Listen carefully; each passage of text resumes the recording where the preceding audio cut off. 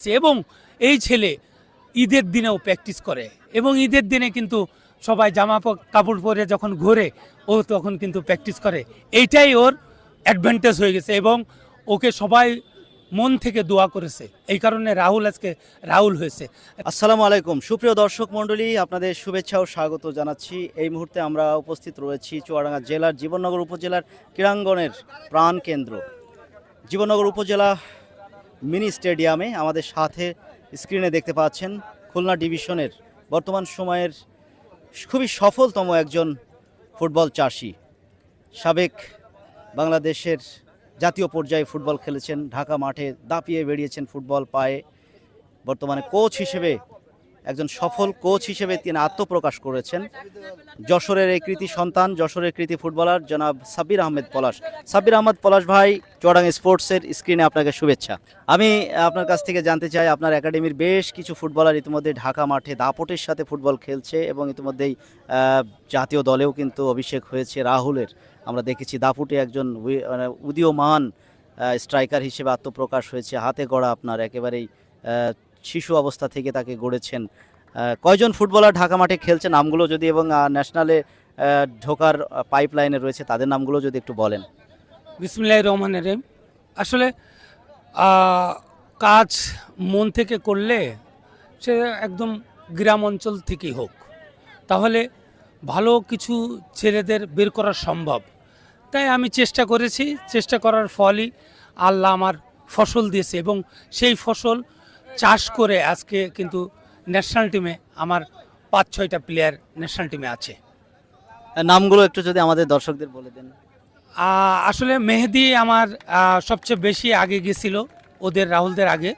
মেহেদি এশিয়ার সেরা গোলকিপার হয়েছিল 15, 16, 17 তিনটে জাতীয় পর্যায়ের অতি বাংলাদেশের প্রতিনিধিত্ব করাতে, এবং সেই ছেলে একদম গ্রাম অঞ্চলের থেকে উঠে আসছে মেহেদি প্রথম আসার পরে 18 সালে, এর পরবর্তীতে একের পর এক আমি চমক দেখাইতে আছি বাংলাদেশের।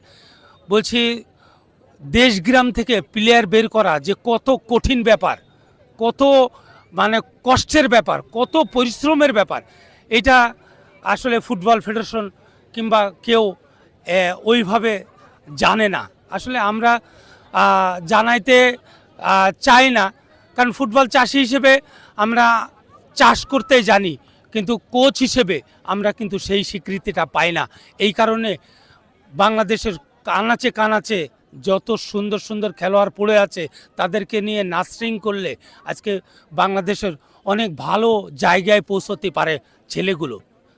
মেহেদির কথা বলছিলেন, গোলকিপিং করছে, তার পরবর্তীতে আরও আপনি ঢাকা মাঠে সাপ্লাই দিয়েছেন, তাদের নামগুলো আমাদের দর্শকরা জানতে চাই। মেহেদির পরে আসলো জাহিদ, অনূর্ধ্ব 23-এ চায়নায় খেলতে গেল। জাহিদের পরে চলে আসলো রাহুলের পরে চলে আসলো নয়নের পরে চলে আসলো আকাশের পরে চলে আসলো তানভীর। সবাই জুনিয়র ন্যাশনালগুলো খেলার পরে এখন সিনিয়র ন্যাশনাল টিমে আমার 3-4টা প্লেয়ার রয়েছে। আসলে 3-4টা প্লেয়ার থাকাটা এরম ব্যাপার না, ব্যাপার হলো যে সবাই সবার জায়গার থেকে মন থেকে যদি সবাই ফুটবলের কাজ করে তাহলে ভালো খেলোয়াড় বের করা সম্ভব। যেমন আমি আমার জায়গার থেকে আমি সর্বোচ্চ চেষ্টা করেছি। আমি আমার জীবন ফুটবলের জন্যে আল্লাহ মাফ করুক বিলিয়ে দিয়েছি, এবং আল্লাহ জানে আমার জীবনে ফুটবলের কারণে আমার শেষ জীবন পর্যন্ত কী হবে আমি জানি না। আপনার একাডেমির নামটা যদি আমাদের দর্শকদেরকে একটু বলে দেন। আলহাজ নূর ইসলাম, আমি যদি ভুল না করি। আমার একাডেমির নাম আসলে আমরা বেনাপোলে একটা একদম উপজেলা, একটা বেনাপোলে মাদকের সাম্রাজ্য বলা হয়। বেনাপোল থেকে জাতীয় প্লেয়ার বেরোবে, এটা অসম্ভব ব্যাপার। আমি বলতে চাই যে অসম্ভবকে সম্ভব করতে হবে সব কোচগুলোকে, এবং কোচগুলোর মানসিকতা থাকা লাগবে ওই ধরনের, তাহলে ভালো খেলোয়াড় বের করা সম্ভব।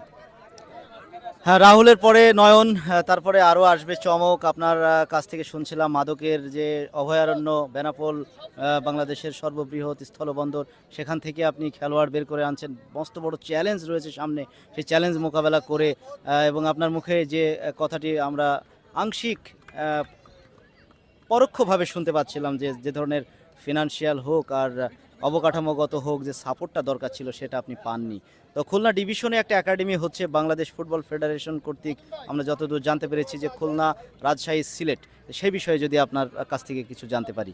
বলছি খুলনা বিভাগে বাফুফে একাডেমি যদি হয় তাহলে অনেক ভালো হবে, কারণ বাচ্চারা অনেক আশা করে এবং বাচ্চার অভিভাবকরাও খুব আশা করে ফুটবলে আমাদের ছেলেরা বড় জায়গায় যাবে। শুধু বিভাগীয় করলে হবে না, এটা জেলায় জেলায়ও দিতে হবে এবং জেলায় জেলায় দিলে কি হবে, আপনারা ওখান থেকে নেতৃত্ব দেবেন, আমরা এখান থেকে কাজ করব, সেই সমন্বয় হইলে তাহলে আমাদের ক্রীড়াঙ্গনটা এবং আমাদের ফুটবলটা অনেক এগিয়ে যাবে আমি মনে করি। দেখতে পাচ্ছি দুই দিকে দুটি দলই প্রস্তুত, ফটো সেশন হয়ে গেল, ভেটারেন্স একটা ম্যাচ, প্রীতি ম্যাচ হচ্ছে। কাজী মামুনুজ্জামান আদুন ভাই চুয়াডাঙ্গার জেলার এই জীবননগরে এর এই কৃতি সন্তান, সাবেক এই ফুটবলার, আপনাদের বিভিন্ন সময়ে দাওয়াত করে থাকেন এবং তার ডাকে আপনারা সাড়া দেন। আপনার কাছ থেকে জানতে চাইবো এই আয়োজন কেমন লাগছে এবং ওনার এই যে আয়োজনে উনি চেষ্টা করে যাচ্ছেন তার পদক্ষেপগুলো কেমন আপনার মনে হয়? আসলে আদন ফুটবল খেলতেও খুব সুন্দর এবং আদন মানসিকতাও ভালো এবং আদন এই যুব সমাজটাকে যেভাবে আঁকড়িয়ে রেখেছে, আমি মনে করি আদনের মতন এরাম চারিদিকে যেন এরাম আদন তৈরি হয়, তাহলে আমাদের ক্রীড়াঙ্গন এবং ফুটবলটা এগিয়ে যাবে। আদন শুধু আদন একা কাজ করলে হবে না, আদনের চুয়াডাঙ্গা জীবননগর একটা প্রত্যন্ত অঞ্চল, এই অঞ্চল থেকে প্লেয়ার বের করা অনেক টাফ ব্যাপার। সেখান থেকে ও খুব চেষ্টা করছে এবং চেষ্টা করার মাধ্যমে সবাই যদি, সব কর্মকর্তা যারাই আছেন না কেন, সবাই যদি ওর পাশে থেকে সহযোগিতা করেন তাহলে আদন অনেক ভালো ছেলেদের নিয়ে ভালো কাজ করতে পারবে আমি মনে করি। খুলনা ডিভিশনের এই সময়ের সবচেয়ে সাড়া জাগানো কোচ, যার তত্ত্বাবধানেই কিন্তু এই বর্তমান সময়ের রাইজিং স্টার স্ট্রাইকার বাংলাদেশ জাতীয় দলে রাহুল খেলছে। ভুটানে খেলে আসলো দাপটের সাথে, তার জানান দিল যে সে কত বড় মাপের আগামী দিনে স্ট্রাইকার হতে যাচ্ছে। রাহুলের জন্য আপনার পক্ষ থেকে শুভকামনাটা আমাদের চুয়াডাঙ্গা স্পোর্টসের স্ক্রিনে নিতে চাই। আসলে রাহুল তো একদিনে তৈরি হয়নি, রাহুল হলো মানে দিনের দিনে চেঞ্জ হয়েছে এবং রাহুলকে চেঞ্জ করার ইয়েটা হলো ও সব সময় আমি যেটা বলেছি সেটাই ও শুনেছে, এই কারণে ওকে ও নিজেকে এগিয়ে নিয়েছে এবং এই ছেলে ঈদের দিনেও প্র্যাকটিস করে এবং ঈদের দিনে কিন্তু সবাই জামা কাপড় পরে যখন ঘোরে ও তখন কিন্তু প্র্যাকটিস করে, এইটাই ওর অ্যাডভান্টেজ হয়ে গেছে এবং ওকে সবাই মন থেকে দোয়া করেছে, এই কারণে রাহুল আজকে রাহুল হয়েছে। রাহুল বাংলাদেশের বাঙালি প্লেয়ারদের মধ্যে বি লিগের 2 নম্বর গোলদাতা হিসেবে তাকে নাম লিখানো হয়েছে। 1 নম্বর গোল করেছে বিদেশি প্লেয়ার এবং রাহুল হলো 2 নম্বর। আসলে রাহুল তো 1 নম্বর ছেলে। ঘটনা যে রাহুল আর রাহুলের যেই খেলার স্টাইল, যেই খেলার গতি, আমি সামনের দিনে সাব্বির ভাই, আমাদের সময়কার সাব্বির ভাই, ওনার খেলা দেখে আমরা মুগ্ধ হতাম, আমরা রাহুল খেলা দেখে আমরা মুগ্ধ হই। এখন যে সাব চ্যাম্পিয়ন হলো সেই সাপের সব কিছু বেশিরভাগ অংশীদার কিন্তু রাহুল 7টা অ্যাসিস্ট করেছে এবং রাহুল নিজে 2টা 3টা গোল করেছে, এটা অসম্ভব ব্যাপার এবং বাংলাদেশের হয়ে এটা কিন্তু আমি আমার জায়গার থেকেও আমি ওর জন্যে খুব গর্ববোধ করি। আল্লাহ যেন ওকে সব সময় সুস্থ রাখে। শুনছিলেন রাহুলের একেবারে হাতে করে তৈরি করা যে কোচ, একেবারে তৃণমূলে, যাদের আসলে সব সময় আমরা পিছন থেকে কাজ করতে দেখি, সামনে খুব একটা তাদের দেখা যায় না, নেপথ্যের নায়ক যাদেরকে বলে, রাহুল আন্ডার 7-20-তে সেটার কিন্তু ইতিহাস আমার সাব্বির আহমেদ পলাশ ভাই জানিয়ে দিলেন। অনেক ধন্যবাদ চুয়াডাঙ্গা স্পোর্টসকে সময় দেওয়ার জন্য। ধন্যবাদ আপনাদেরকে, ধন্যবাদ দর্শককে। দর্শক না থাকলে কিন্তু খেলোয়াড় মানায় না, সেইটাই। ধন্যবাদ সবাইকে, ভালো থাকবেন ইনশাল্লাহ।